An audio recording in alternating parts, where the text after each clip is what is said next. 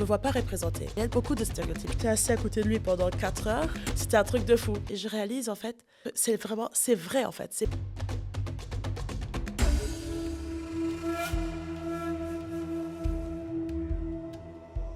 Yana, bienvenue dans In the Jungle. Merci. Je suis content de te recevoir aujourd'hui. Aujourd'hui, tu vas nous parler d'inclusion. Avant qu'on commence, est-ce que tu peux te présenter, nous raconter un peu qui tu es, ce que tu as fait comme parcours scolaire et professionnel? Bien sûr, alors je m'appelle Yana de Grotte. Je suis juriste. J'ai fait des études en droit international et droit public à Bruxelles. Et je suis aussi élue locale de Steinzel et j'ai été élue à l'âge de 21 ans. Je fais partie des plus jeunes du Luxembourg qui a un mandat. Et à côté de ça, je suis quand même dans mon cœur, je suis entrepreneuse sociale. J'ai une société à impact sociétal qui œuvre ou qui aide les entreprises à démontrer leur impact positif sur la société. On organise des conférences, on aide les entreprises à comprendre c'est quoi l'inclusion, la diversité. Et voilà, je travaille avec une petite équipe, un peu de toute l'Europe. J'ai des freelances en Italie, en France, en Bulgarie, et aussi une équipe ici au Luxembourg. Voilà. Ok, top. Et donc, tu es en politique. Qu'est-ce que ça représente pour quoi? Qu'est-ce que tu y fais en fait? Je suis allée en politique très tôt. Je me rappelle qu'à l'âge de 15 ans, 16 ans, je me demandais à chaque fois pourquoi des gens comme moi ne sont pas représentés dans la politique luxembourgeoise. Parce que je suis quand même luxembourgeoise et je suis une fille de couleur, mais en même temps, voilà, je ne me vois pas représentée. Et c'est quelque chose qui me frustrait. Et dès jeune âge, j'ai réalisé que si si c'est pas moi qui fais quelque chose, je peux pas m'attendre que les autres le font pour moi. Du coup, je suis rentrée dans un parti politique. J'étais déjà très engagée dans la société civile, dans tout ce qui était les droits des jeunes, les droits des femmes. Mais j'ai dit, il faut que j'aille en politique pour être aussi assise sur les tables où les décisions sont prises. Comme ça, je pourrais aussi avoir mon mot à dire et surtout représenter des communautés qui sont souvent sous-représentées dans les espaces publics ou politiques. Et aussi, je suis allée en politique parce que j'ai un frère autiste. Et mon frère autiste qui est aujourd'hui sous tutelle, c'est-à-dire qu'il il peut pas signer des documents, il peut pas vivre indépendamment, est une personne qui va ne pas pouvoir par lui-même défendre ses droits. Mhm. Et si c'est pas les proches et la sœur de mon frère qui va s'engager pour lui, je peux pas m'attendre que les autres vont le faire. Du coup, c'est aussi quelque chose qui m'a motivée d'aller en politique en premier lieu, et c'est aussi ça qui m'a motivée de choisir l'entrepreneuriat social plutôt que continuer dans une carrière juridique. Ok, intéressant. L'entrepreneuriat, pour toi, en quelques mots, comment tu le définis? Qu'est-ce que ça représente? Pour moi, l'entrepreneuriat, c'est avoir cette envie ou être frustré par rapport à quelque chose qui ne va pas dans la société, tellement que tu n'arrives pas à ne pas y penser en fait. Et que tu as tellement envie de changer les choses, ça te frustre tellement que tu vas tout donner pour le faire, même si ça veut dire que tu vas peut-être pas avoir tous les moyens financiers dès le début, tu ne vas pas être compris par la majorité, mais c'est quelque chose en toi, ça te saoule, et ça te saoule tellement que tu vas faire quelque chose pour changer les choses en fait. Ok, ok. Aujourd'hui, donc, tu vas nous parler d'inclusion. Oui. Quel est ton rapport par rapport à cette thématique-là et comment tu essayes d'inclure ça dans ton travail au quotidien? Pour moi, l'inclusion, déjà, je venais de le dire, il y a un sentiment que j'ai eu dès jeune âge de sous-représentation. Et quand on est très jeune, c'est important de se voir représenté pour pouvoir rêver. Si je ne me vois pas dans des espaces où il y a la possibilité, des opportunités, je ne vais pas penser que j'ai les moyens ou la capacité d'y arriver. Et ça, c'était une réalité pour moi quand j'étais très, très jeune. Euh, et euh, et c'est ça aussi qui me motivait vraiment à me battre pour avoir une meilleure représentation, pour être un rôle modèle pour les mini-Yana. Voilà. Puis il y a aussi l'aspect de l'inclusion qui est très important, c'est que, voilà, lié à mon frère qui, qui ne peut pas participer autant, je pense qu'il est important de faire en sorte qu'on n'oublie personne dans nos sociétés. Aussi ceux qu'on a tendance à mettre dans des structures organisées ou dans des structures protégées, comme on le dit, de faire en sorte qu'eux aussi soient inclus. Et aujourd'hui, pas juste en politique, mais aussi dans le business, c'est un peu nos priorités. C'est de faire en sorte qu'un employeur sache c'est quoi les moyens, c'est quoi le cadre légal pour engager quelqu'un en situation de handicap. C'est quoi les avantages si tu fais en sorte que tu as plus de femmes au sein de ton équipe. Comment recruter plus de femmes? Comment recruter plus de diversité? Qu'est-ce qu'il faut changer dans la manière dont on recrute? C'est-à-dire, quand on fait une publication sur LinkedIn, parfois, il y en a des employeurs qui vont le mettre d'une certaine manière, qui va attirer juste un certain groupe de personnes. Mais comment l'ouvrir à plusieurs personnes? Et ça, c'est des choses qui sont, selon moi, très importantes. Et c'est ça aussi l'activité. Et c'est ça, véritablement, pourquoi j'œuvre pour tout ce qui est l'inclusion au sein de la société. Et je pense qu'en allant aussi dans le secteur du business, chez les employeurs, ça va nous aider à faire en sorte que tout le monde soit inclus. Donc l'inclusion, c'est pas juste pour les personnes comme lui concernées, ça va être pour la diversité des genres, la diversité des couleurs, etc. Oui. C'est quoi les problèmes principaux que tu vois ici sur la société? Alors, il y a deux côtés à ce problème. Le premier, c'est qu'on a tendance à penser qu'on a une approche de tout le monde est pareil. Et du coup, si celui-là n'est pas pris, c'est sa responsabilité. Mais en fait, on a des sociétés où on a dû à notre histoire, à comment on a grandi, les médias qu'on consomme. Je te disais avant que moi, quand j'étais très jeune, je ne me sentais pas représentée. Et si je me sentais représentée, c'était souvent dans des rôles un peu plus... dans les jobs un peu plus marginalisés. Mm-hmm. Pas des jobs... Mais tu vois ce que je veux dire, on dit ça comment? Ouais. Et c'est là où... Un peu les Portugais sont tout le temps maçons, et puis tu es un peu dans des cases. Les stéréotypes, oui, des cases, voilà. Et c'est ça, un peu avec ça que je grandissais. C'est ça, et c'est mon image que j'ai eue sur moi-même et sur ceux qui me ressemblaient.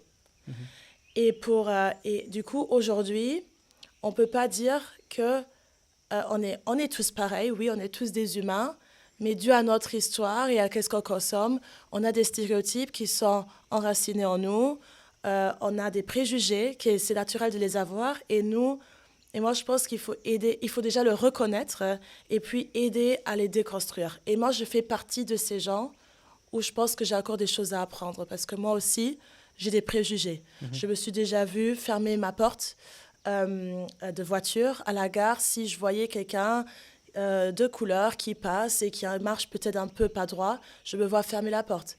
Je ne suis pas sûre si c'était une autre personne qui aurait peut-être un costume ou quoi, j'aurais fermé la porte, je ne pense pas. Du coup, j'admets aussi qu'on a tout ça en nous. C'est quelque chose qu'on peut déconstruire, des préjugés. Ça, c'est d'un côté. Mais là, ce côté-là, je peux pas... Moi, j'ai cette vision que je ne vais pas perdre mon temps à changer le mindset des gens pour qu'eux, ils m'acceptent ou qu'ils acceptent des gens comme moi, ou voilà. Je n'ai pas ce temps. Mais ce que je peux faire, où je peux mettre mon énergie, c'est équiper ces groupes-là, qui sont souvent sous-représentés, les équiper avec les moyens qu'ils ont besoin pour savoir rentrer dans des espaces comme ça. Je donne un exemple. On a un programme qui s'appelle Power, un programme en leadership qui est qui a été fait pour des jeunes mineurs, des filles, défavorisées principalement, et on les apprend tous sur le leadership. On m'a déjà dit « Oh, mais pourquoi tu veux avoir une nouvelle génération de leaders? On a aussi besoin de diversité dans d'autres secteurs. » Oui, certainement, mais moi, je me concentre sur le leadership. Mm-hmm. C'est-à-dire faire en sorte que dès jeune âge, on a tout ce qu'il faut pour croire en nous, pour se dire « Ah oui, moi, je peux aussi y arriver, en fait. » C'est ça le rôle, c'est ça... voilà, j'ai tous les outils pour croire en moi. Et là, dans ce domaine-là, équiper les gens avec les outils nécessaires va les aider à foncer. C'est ça que je peux contrôler. Mm-hmm. Que de toujours avoir une posture de « Ah, toi, tu dois m'accepter. Ah, je suis I'm enough. » pour être, voilà, je ne suis pas comme tu penses que je suis. Non, ça, je ne peux pas contrôler. Mais l'autre, je peux contrôler. Et c'est là aussi où je concentre beaucoup de l'activité. Ou même, je dirais que c'est les deux côtés. Ce n'est pas juste aider ou créer de la sensibilisation sur ces sujets-là auprès des employeurs, la société en général, mais c'est aussi d'équiper ces personnes que je veux voir plus dans les espaces-là, les équiper avec les moyens pour qu'ils puissent foncer. Ok, je vois. Et tout à l'heure, tu parlais que les employeurs en général n'étaient pas toujours au courant des moyens, des avantages, je ne sais pas comment on peut appeler ça, d'avoir tel ou tel type de profil. Tu peux nous en dire un peu plus sur qu'offre le Luxembourg pour l'inclusion sociale ou l'inclusion des gens? Alors déjà, quand il y a des moyens, déjà un État est toujours content si les employeurs prennent l'initiative d'engager des gens en situation de handicap. Et là, il y a plein de mesures dans des ministères, ADM, etc., qui vont permettre à l'employeur de l'engager, soit par formation, mais aussi parfois par des allègements de salaire ou voilà, des choses comme ça. Et du coup, ça vaut la peine de s'informer. Ces informations sont souvent accessibles sur les sites Internet, le ministère du Travail, l'ADEME, etc. Mais aussi, il y a souvent aussi, pour ceux qu'on engage à un certain âge, qui notamment n'ont pas travaillé pendant 6 mois, 7 mois, vont se voir... Non. Si on engage des personnes qui n'ont pas travaillé pendant un certain temps, 6 mois notamment, qui ont au-dessus de 40 ans, on aura notamment un allègement dans tout ce qui est salaire. Oui, dans les charges patronales. Exact, dans les charges patronales. Et ça, c'est aussi quelque chose qui sensibilise l'employeur à faire quelque chose dans ce sens. Mais souvent, parce qu'on va se dire que ce n'est pas le cas ou que rien n'existe, on va pas forcément s'en préoccuper et on ne va rien faire. Mais ça vaut la peine de regarder ça.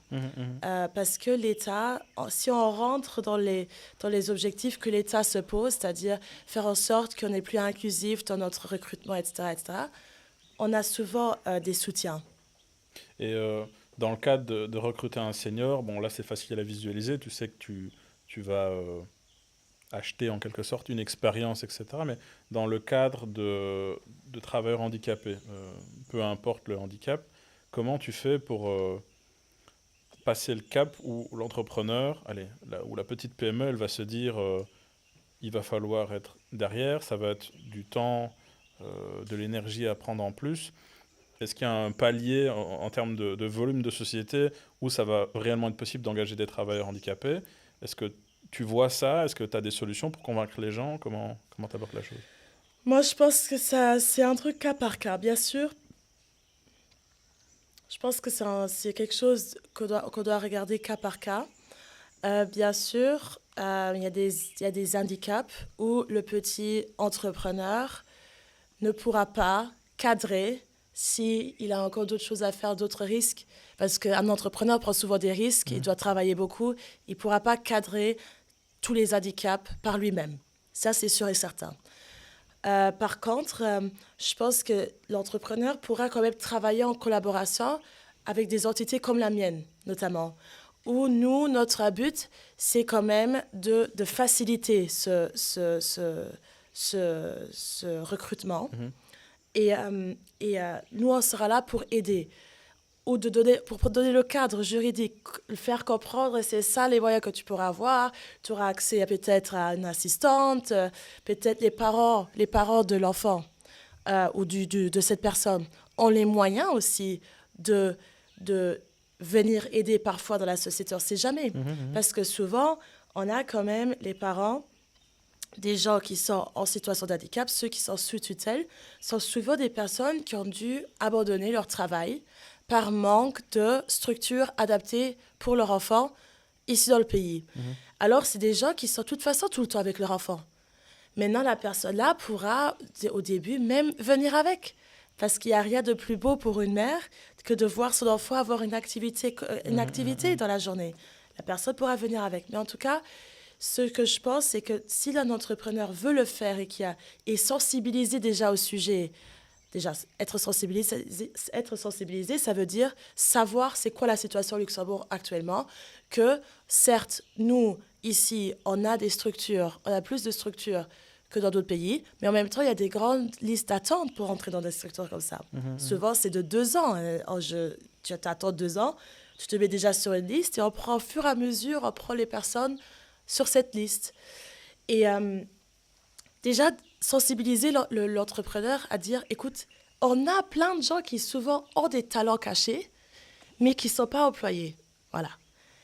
Ça, c'est la situation. Si l'entrepreneur, il est sensibilisé par rapport à ça, que ça le fait quelque chose en lui, il va déjà avoir le courage de au moins s'intéresser ou de chercher à trouver ce que lui, il peut faire. Et s'il y a déjà ça qui est en lui et l'intérêt qui est là, ben là, il va se donner les moyens. Parce que les moyens, on peut se les donner si on fait des collaborations, comme j'ai dit maintenant, collaborer avec des entités comme la nôtre ou oui, voilà, ou juste chercher la conversation, en parler. Je pense qu'il y a des moyens à le faire. Et bon, je dévie un petit peu, mais dans le cadre de ton travail, il y a donc les gens ont des barrières, que ce soit sur les genres, sur l'ethnicité.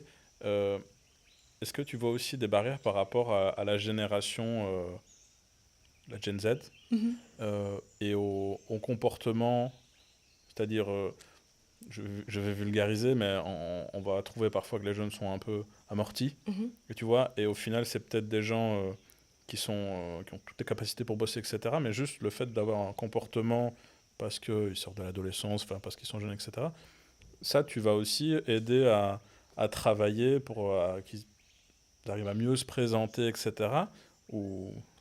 Moi, notamment, je travaille avec des personnes de la boîte qui sont de la génération Z. Ces personnes-là ont beaucoup de flexibilité dans leur travail. Et franchement, c'est des personnes qui travaillent top. On leur donnait la flexibilité. C'est des gens hyper productifs. Et je pense que il faut un peu, selon moi, il faut un peu changer notre perspective, comment on voit le travail. C'est plus le basic 9 to 7 ou 5, 5 fois par semaine. Parfois, on peut payer quelqu'un toute la semaine, mais une personne qui travaille sur des projets, si elle travaille productive, elle pourra aussi finir ce travail après 4 jours. Et la 5e journée, bah, c'est bon, en fait. Et ça, j'ai des personnes comme ça qui travaillent chez moi. Je sais très bien que la personne-là, une journée par semaine, elle est off. Mais elle travaille tellement bien les 4 jours, que je peux plus lui dire ah, mais le 5e jour, bah, je te fais encore, je te rajoute et tout. Non. Je la donne les moyens à pouvoir s'épanouir et avoir le temps aussi pour ses activités. Je pense que ça, c'est très important. Et nous, surtout les millennials et ceux au-dessus de nous, il faut essayer de s'adapter aussi à ce nouveau monde de travail et aussi à cette nouvelle génération qui demande à travailler autrement qu'avant. Et pour ça, oui, il y a beaucoup de stéréotypes. J'attends plein de trucs. Et j'attends plein. C'est des gens qui ne veulent plus travailler. Ça fait que ça. Ça fait que se plaindre. J'attends plein de choses. Et ce n'est pas le cas, en fait. Mais je pense qu'il faut... c'est du cas par cas. C'est difficile, en fait, de mettre des règles qui vont être applicables pour tout le monde, parce que c'est comme partout, que ce soit les jeunes ou les seniors, tu as toujours des gens qui vont profiter. Et au final, ben, tu dois quand même faire que du cas par cas, quoi. Peut-être tu peux un peu nous parler aussi je crois que tu es ambassadrice du programme de Michelle Obama, Oui. si je dis pas de bêtises. Oui. Tu peux un peu nous en parler? Oui, alors, je suis une leader à la Fondation Obama depuis 2022. Et je fais aussi partie des goalkeepers chez la fondation de Bill et Melinda Gates. Bon, maintenant, il n'y a plus Melinda dans la Gates Foundation, mais il y a encore Bill Gates. Et ce que c'est en fait, on m'a contacté en 2022 par la fondation pour mon impact positif en Europe. C'est-à-dire, moi, j'ai toujours sensibilisé au sujet que je viens d'aborder. Mais j'ai sensibilisé comme ça.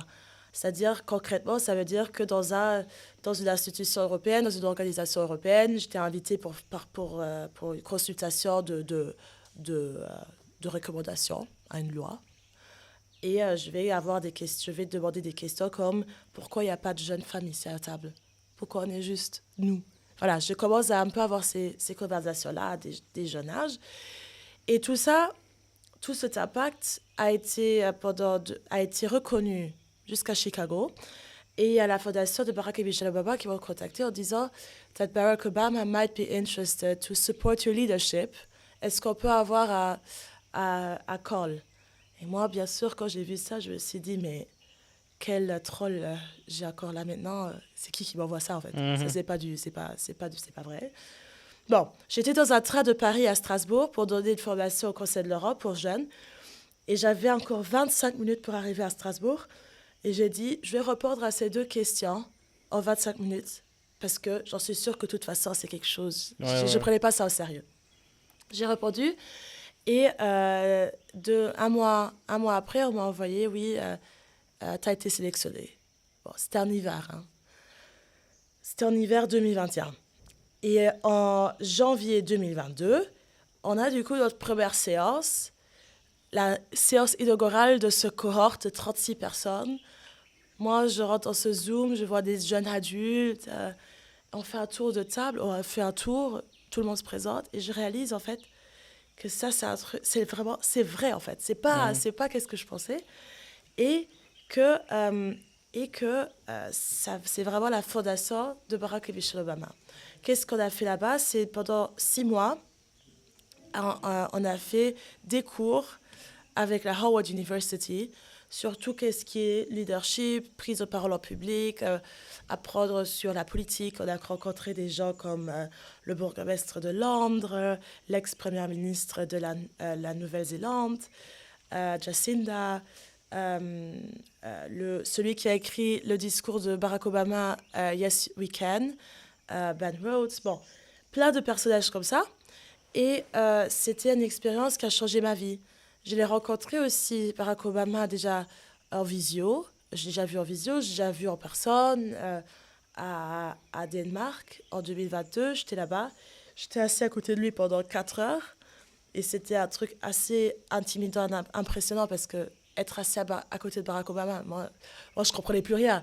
Parce que je pensais à tout à ce moment. J'étais là, mais déjà, non, mais j'arrive pas à comprendre. Je suis là comme ça. C'était un truc de fou. Mais cette expérience que j'ai eue là, ça a vraiment enlevé toutes mes peurs. Genre, je sais, si j'arrive, pas par rapport à toute la politique qu'il a fait, je vais pas dire que tout ce qu'il a fait, je suis d'accord. Mais être assise à côté du premier président américain noir, Barack Obama, c'est un truc de fou. Je vais plus attendre que quelqu'un me dise tu as toutes les capacités ou tu as tous les talents nécessaires pour faire ce que tu veux. Moi, je peux si je veux.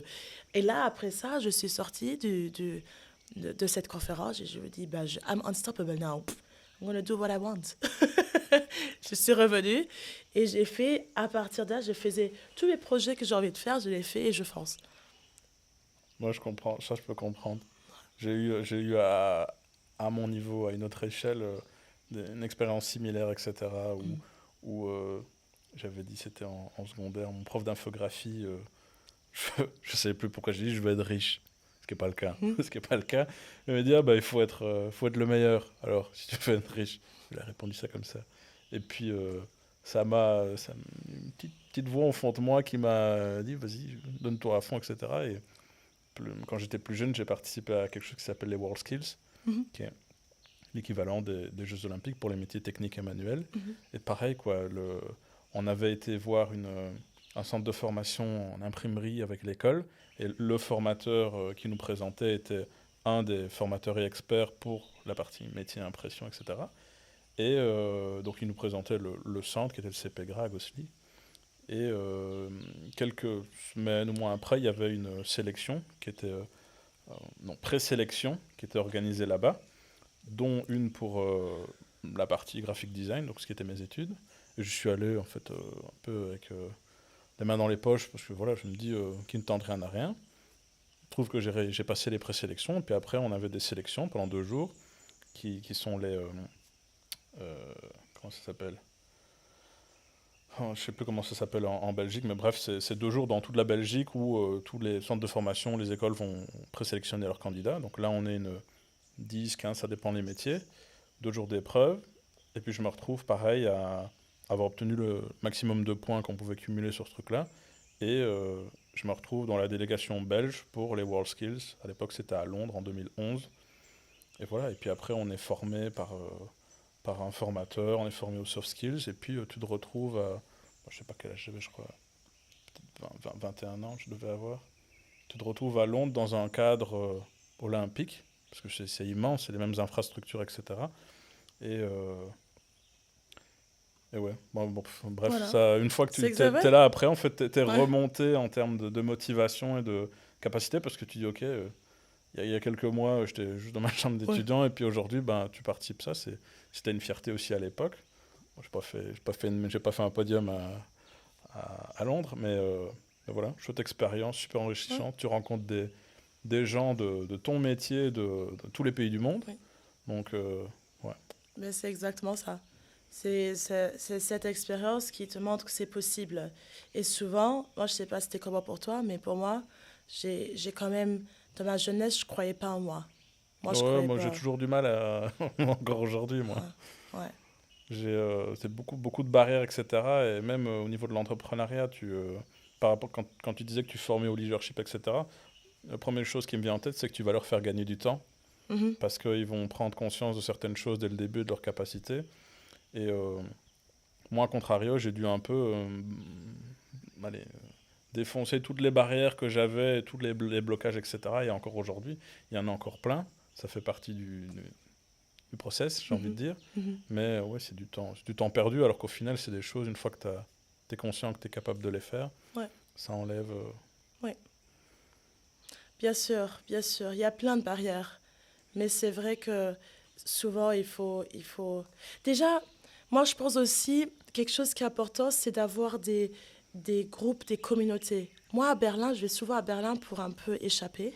C'est vraiment ma ville préférée, hein.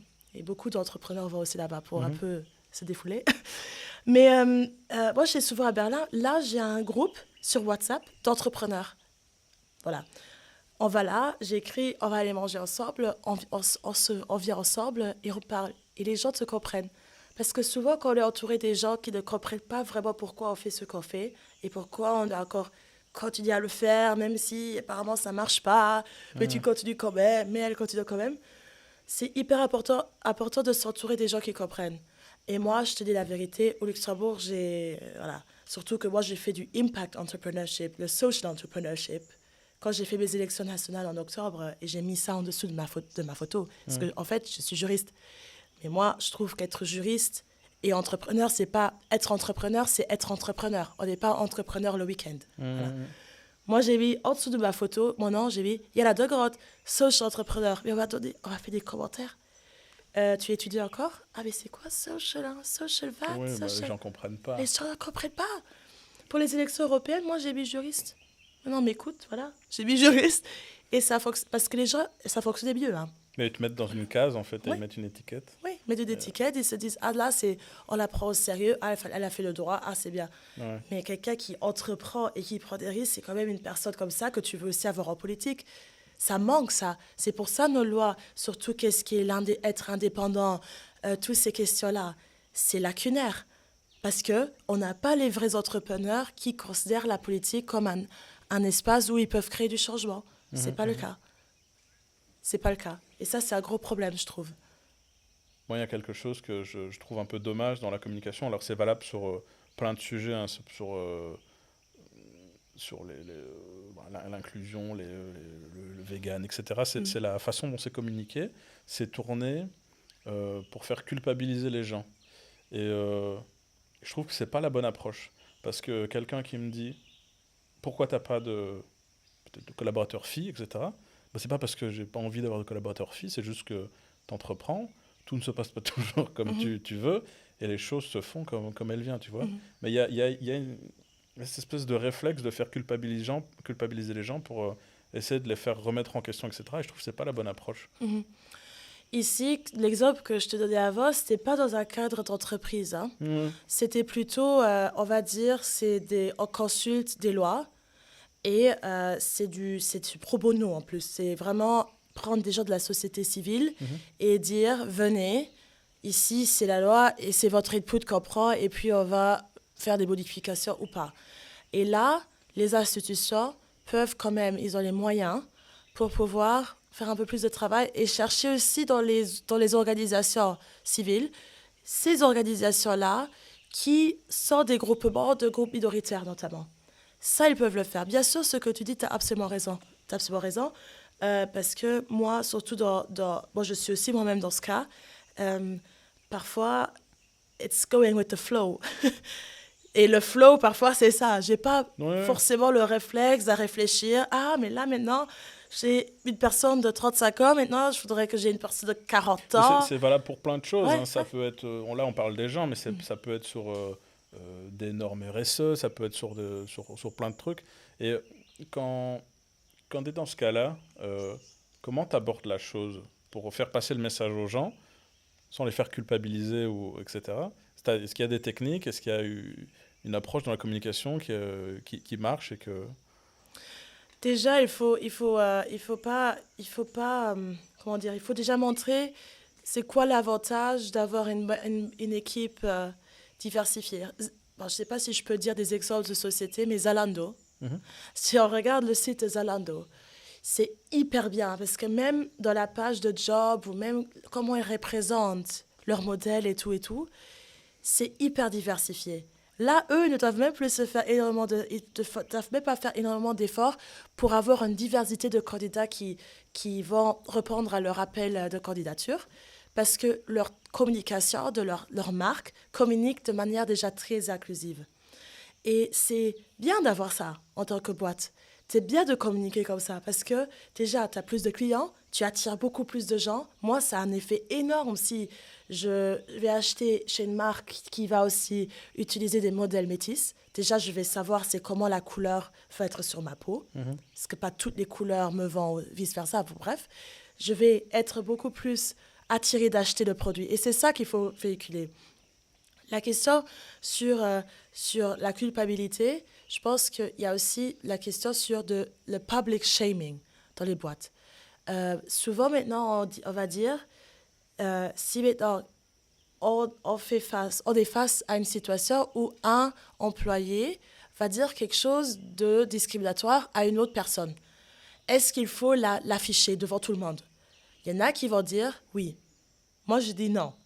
Non, parce qu'il n'y a rien de pire. Il n'y a rien de pire pour une personne qui a fait quelque chose sans vraiment le vouloir, sans l'avoir fait exprès, que d'être affichée. Parce que cette personne-là va se sentir tellement poussée dans le coin qu'elle va rentrer frustrée, peut-être même communiquer sur les réseaux sociaux, va trouver une autre personne qui va penser comme elle et va, dans le pire des cas, se radicaliser dans ses pensées.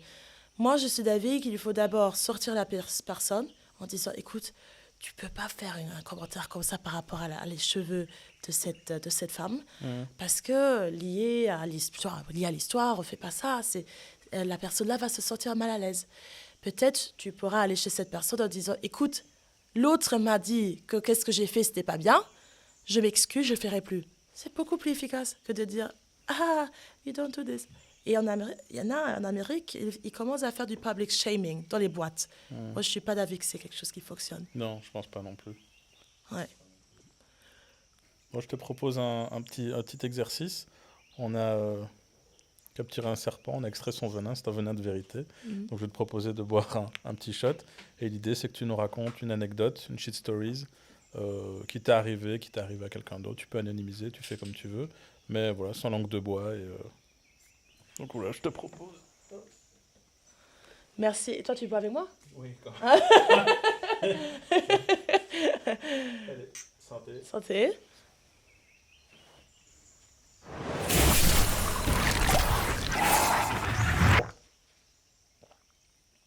C'est du maison.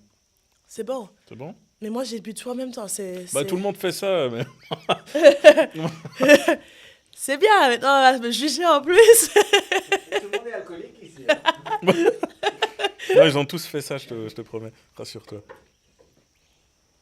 Moi, mon fuck-up expérience, là, j'ai travaillé en équipe les dernières années.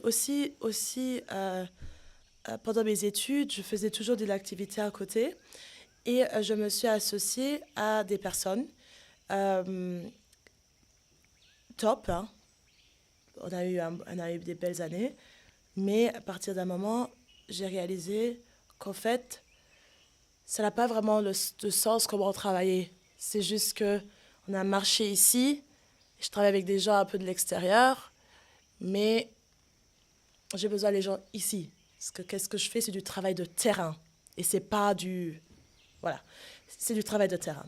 Et j'ai essayé d'aborder ça à mes collaborateurs ou à ceux avec qui je travaillais.